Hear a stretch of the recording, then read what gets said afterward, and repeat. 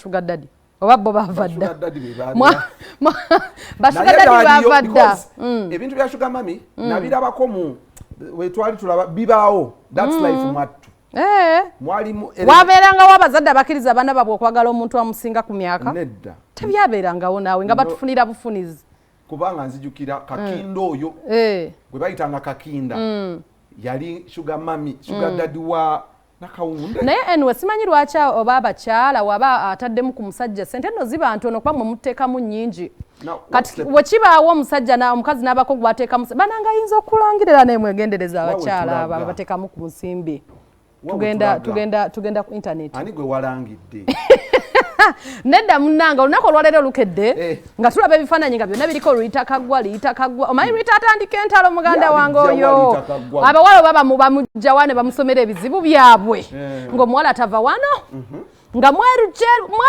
kizigo kyanoga ng'agenda bwinbox ya liita ng'atandika okaba liita ondaba liita munange bulijjo nteeka mu Bruno sente nansaba emitwalo 10 egy'amafuta nansaba kino evidence ku internet ku ebiri ne Rita yataddeyo kata se Rita kagwa n'eddoboozi ly'omukyala mweriri nga munnange tugamba yi Bruno ko wange gwe mayi Bruno musajja musabi by the way anyway ngamba nnyo abantu we all mess up kati kyala nga agamba omukazi mulala atali kuona abadde vakukwolye yasooka omwana gundi waffe kigundu ono mulala alina olubuto lwa myezi 4 ng'omukyala agamba omwami ono bulijja muteekamu essente ze nga omanyi omukyala ezo omukyala wozirye mukwano kolaki ozisasulira munange mbunga Bruno ng'omukyala yatuuka ayagala azaleyo akaana akalungi nga Bruno kati ate kireka mu agreement y'okubeera nga beewa amasanyu temwali mu kuzaala kuba Bruno yagamba wandiddemu olukofu n'otya olubuto ebintu byaffe tebyali mu kuzaala ate Bruno alabika baana nga iwaabwe amagi so wafuna olubuto lwabeera surprised musajja wattu nga munnange omukyala agenda wa Rita kaggwa nze ngamba omukyala bannange wakoze bubi gwe onyigamu ne munnongo omuswaza wa Majackstar ng'agamba Rita kaggwa ate Rita omulimu gwe kikutuwa amawulire ddiya ng'ate amawulire omukyala atekayo audio bulijjo bamuwa ssente kati weerekedde owa Bruno muganda wange ssente mbu Bruno n'akola ki n'amukyawa kati omukyala ndowooza n'agamba contract nno tennaggwako wali olina kumpa ssente okusinziira ku muganda waffe contract yali mu kuzaala gwe olina zaala mu buli muntu yalimu okuwa ssente naffe tulina abatukwana naye nga tojja kukola ki ati kyembuuza teekawo byako yalimu okuwa Bruno ssente era balina omuwa kali kaana kato oli mukyala mukulu baakola dda kati bw'agaana Bruno n'agenda so Bruno n'atuuka nga wajjewo omukyala tayagala kukola kimuleese tayagala kukola ki omukyala n'agamba mukwano mmanyi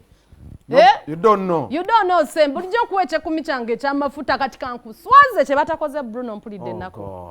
era ekirungi ffe bakyalibe weetuli okumanya nti buli omu asobya n'ekirala weba mwamukwana mwagala akole ki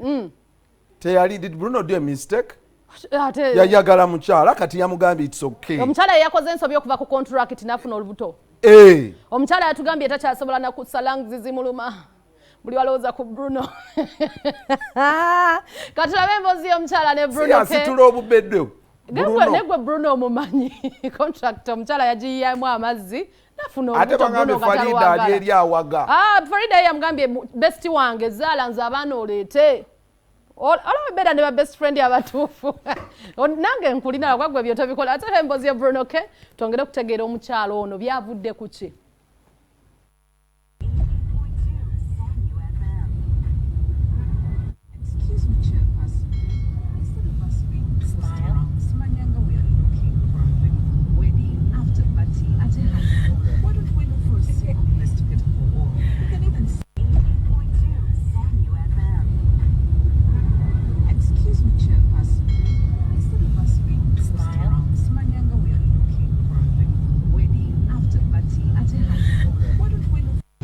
Baby, uzubu nina is sina mwana sente sijja kulima n'amafuta actually sirina muroka nkalu ndi kukima mwana naye sirina mafuta akalimi kali mu kukaaba so sikobadde okundiposinga kuneona nkiredde ku kali mitwalo 10 n'enonderako 10 endala wakati sina mafuta dateeka mu mafuta ndi mu kukima mwana nejjukira kati mukima ku makya nimuteekayo n'olweggulo yes mwana baby omukazi ankubira amasimu ono landlady simanyi nakyamukolera kyokka Ken badde mukubira mpe ku ssente naye bali offline Then oli omusajja wa video, we were shooting on Wednesday. I met him yesterday ne munyonyola video guy. Mwana baby ngawe nagamba bintu bino by'emmoroka byayingira mu upkeep like lwali ompadde so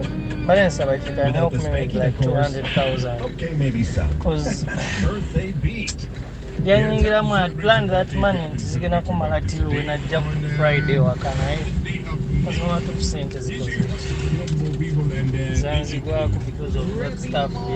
by'emmotoka nayingira mu extra expenses. Mwana baby obuzibu bwe nina is sina mwano sente sijja kulima n'amafuta actually sirina mumuroka nkalu ndimu kukima mwana naye sirina mafuta akalimi kali mu kukaaba so sikobadde okundiposinga kuneona nteredde ku kali mitwalo 10 nenonderako 10 endala kuba kati sirina mafuta dateeka mu mafuta ndimu kukima mwana nejjukira kati mukima ku makya nimuteekayo n'olweggulo. Yes. Nenga muganda wange Bruno K. By the way buli muntu amesinga up lwakuba abantu abasinga nti ebyama byamwe tebivayo baana mukola ensobi. Ne kati bonna bali ku internet Bruno.